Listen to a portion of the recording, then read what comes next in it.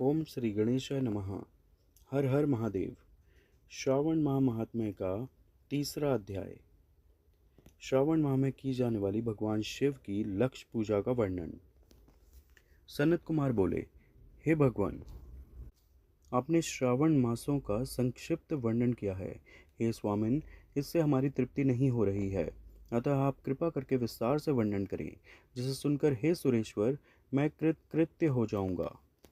ईश्वर बोले, हे योगीश, जो बुद्धिमान नक्त व्रत के द्वारा श्रावण मास को व्यतीत करता है, वह 12 महीनों में नक्त व्रत करने के फल का भागी होता है। नक्त व्रत में दिन की समाप्ति के पूर्व सन्यासियों के लिए एवं रात्रि में गृहस्थों के लिए भोजन का विधान है। उसमें सूर्यास्त के बाद की 3 घड़ियों को छोड़कर नक्त भोजन का समय होता है। सूर्य के अस्त होने के पश्चात 3 घड़ी संध्या काल होता है। संध्या वेला में आहार, मैथुन, निद्रा और चौथा स्वाध्याय, इन चारों कर्मों का त्याग कर देना चाहिए। गृहस्थ और यति के भेद से उनकी व्यवस्था के विषय में मुझसे सुनिए।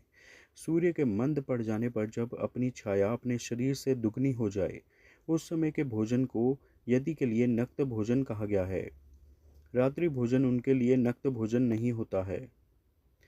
तारों के दृष्टिगत होने पर विद्वानों ने गृहस्थ के लिए नक्त कहा है। यति के लिए दिन के 8वें भाग के शेष रहने पर भोजन का विधान है। उसके लिए रात्रि में भोजन का निषेध किया गया है। गृहस्थ को चाहिए कि वह विधि पूर्वक रात्रि में नक्त भोजन करे और यति, विधवा तथा विधुर व्यक्ति सूर्य के रहते नक्त व्रत करें। विधुर व्यक्ति यदि पुत्रवान हो तब उसे भी रात्रि में नक्त व्रत करना चाहिए। अनाश्रमी हो अथवा आश्रमी हो अथवा पत्नी रहित हो अथवा पुत्रवान हो, उन्हें रात्रि में नक्त व्रत करना चाहिए। इस प्रकार बुद्धिमान मनुष्य को अपने अधिकार के अनुसार नक्त व्रत करना चाहिए। इस मास में नक्त व्रत करने वाला व्यक्ति परम गति प्राप्त करता है। मैं प्रातः काल स्नान करूंगा, ब्रह्मचर्य व्रत का पालन करूंगा, नक्त भोजन करूंगा, पृथ्वी पर सोऊंगा और प्राणियों पर दया करूंगा। हे देव, इस व्रत को प्रारंभ करने पर यदि मैं मर जाऊं तो हे जगतपते, आपकी कृपा से मेरा व्रत पूर्ण हो। ऐसा संकल्प करके बुद्धिमान व्यक्ति को श्रावण मास में प्रतिदिन नक्त व्रत करना चाहिए। इस प्रकार नक्त व्रत करने वाला मुझे अत्यंत प्रिय होता है। ब्राह्मण के द्वारा अथवा स्वयं ही अतिरुद्र, महारुद्र अथवा रुद्र मंत्र से महीने भर प्रतिदिन अभिषेक करना चाहिए। हे वत्स, मैं उस व्यक्ति पर प्रसन्न हो जाता हूँ क्योंकि मैं जलधारा से अत्यंत प्रीति रखने वाला हूँ। अथवा रुद्र मंत्र के द्वारा मेरे लिए अत्यंत प्रीतिकर होम प्रतिदिन करना चाहिए। अपने लिए जो भी भोज्य पदार्थ अथवा सुखोपभोग की वस्तु अति प्रिय हो, संकल्प करें उन्हें श्रेष्ठ ब्राह्मण को प्रदान करके स्वयं महीने भर उन पदार्थों का त्याग करना चाहिए। हे मुने, अब इसके बाद उत्तम लक्ष्य पूजा विधि को सुनिए। लक्ष्मी चाहने वाले अथवा शांति की इच्छा वाले मनुष्य को लक्ष्य बिल्व पत्रों या लक्ष्य दूर्वा दलों से शिव की पूजा करनी चाहिए। आयु की कामना करने वाले को चंपा के लक्ष्य पुष्पों तथा विद्या चाहने वाले व्यक्ति को मल्लिका या चमेली के लक्ष्य पुष्पों से श्री हरि की पूजा करनी चाहिए। शिव तथा विष्णु की प्रसन्नता तुलसी के दलों से सिद्ध होती है। पुत्र की कामना करने वाले को कट्टेरी के दलों से शिव तथा विष्णु का पूजन करना चाहिए। बुरे स्वप्न की शांति के लिए धान्य से पूजन करना प्रशस्त होता है। देव के समक्ष निर्मित किए गए रंगवल्ली आदि से विभिन्न रंगों से रचित पद्म, स्वास्तिक और चक्र आदि से प्रभु की पूजा करनी चाहिए। इस प्रकार सभी मनोरथों की सिद्धि के लिए सभी प्रकार के पुष्पों से यदि मनुष्य लक्ष्य पूजा करे तो शिवजी प्रसन्न होंगे। तत्पश्चात उद्यापन करना चाहिए, मंडप निर्माण करना चाहिए और मंडप के त्रिभाग परिणाम में वेदिका बनानी चाहिए। तदंतर पुण्याहवाचन करके आचार्य का वरण करना चाहिए और उस मंडप में प्रविष्ट होकर गीत तथा वाद्य के शब्दों और तीव्र वेद ध्वनि से रात्रि में जागरण करना चाहिए। वेदिका के ऊपर उत्तम लिंग तो भद्र बनाना चाहिए और उसके बीच में चावलों से सुंदर कैलाश का निर्माण करना चाहिए। उसके ऊपर तांबे का अत्यंत चमकीला तथा पंच पल्लव युक्त कलश स्थापित करना चाहिए और उसे रेशमी वस्त्र से वेष्टित कर देना चाहिए। उसके ऊपर पार्वती पति शिव की सुवर्णमय प्रतिमा स्थापित करनी चाहिए। तत्पश्चात पंचामृत पूर्वक धूप, दीप तथा नैवेद्य से उस प्रतिमा की पूजा करनी चाहिए। और गीत, वाद्य, नृत्य तथा वेद, शास्त्र तथा पुराणों के पाठ के द्वारा रात्रि में जागरण करना चाहिए। इसके बाद प्रातःकाल भली भांति स्नान करके पवित्र हो जाना चाहिए और अपनी शाखा में निर्दिष्ट विधान के अनुसार वेदिका निर्माण करना चाहिए।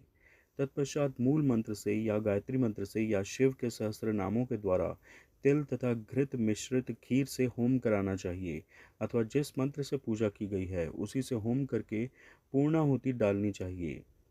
इसके बाद वस्त्र, अलंकार तथा भाषण भूषणों से भली भांति आचार्य का पूजन करना चाहिए। तत्पश्चात अन्य ब्राह्मणों का पूजन करना चाहिए और उन्हें दक्षिणा देनी चाहिए। जिस जिस वस्तु से उमापति शिव की लक्ष्य पूजा की हो उसका दान करना चाहिए। स्वर्णमयी मूर्ति बनाकर शिव की पूजा करनी चाहिए। यदि दीप कर्म किया हो तो उस दीपक का दान करना चाहिए। चांदी का दीपक और स्वर्ण की वर्तिका अर्थात बत्ती बनाकर उसे गोघृत से भरकर सभी कामनाओं और अर्थ की सिद्धि के लिए उसका दान करना चाहिए। इसके बाद प्रभु से क्षमा प्रार्थना करनी चाहिए और अंत में 100 ब्राह्मणों को भोजन कराना चाहिए। हे मुने, जो व्यक्ति इस प्रकार पूजा करता है मैं उस पर प्रसन्न होता हूँ। उसमें भी जो श्रावण मास में पूजा करता है उसका अनंत फल मिलता है। यदि अपने लिए अत्यंत प्रिय कोई वस्तु मुझे अर्पण करने के विचार से इस मास में कोई त्यागता है तो अब उसका फल सुनिए। इस लोक में तथा परलोक में उसकी प्राप्ति लाख गुना अधिक होती है। सकाम करने से अभिलषित सिद्धि होती है और निष्काम करने से परम गति मिलती है। इस मास में रुद्राभिषेक करने वाला मनुष्य उसके पाठ की अक्षर संख्या से एक एक अक्षर के लिए करोड़ करोड़ वर्षों तक रुद्र लोक में प्रतिष्ठा प्राप्त करता है। पंचामृत का अभिषेक करने से मनुष्य अमरत्व प्राप्त करता है। इस मास में जो मनुष्य भूमि पर शयन करता है उसका फल भी मुझसे सुनिए। हे द्विजश्रेष्ठ, वह मनुष्य 9 प्रकार के रत्नों से जुड़ी हुई सुंदर वस्त्र से आच्छादित, बिछे हुए कोमल गद्दे से सुशोभित, देश तकियों से युक्त, रम्य स्त्रियों से विभूषित, रत्न निर्मित दीपों से मंडित तथा अत्यंत मृदु और गरुड़ाकार प्रवाल मणि निर्मित अथवा हाथी दांत की बनी हुई अथवा चंदन की बनी हुई उत्तम तथा शुभ शैया प्राप्त करता है। इस मास में ब्रह्मचर्य का पालन करने से वीर्य की दृढ़ पुष्टि होती है।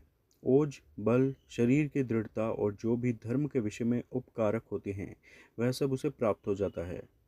निष्काम ब्रह्मचर्य व्रति को साक्षात ब्रह्म प्राप्ति होती है और सकाम को स्वर्ग तथा सुंदर देवांगनाओं की प्राप्ति होती है।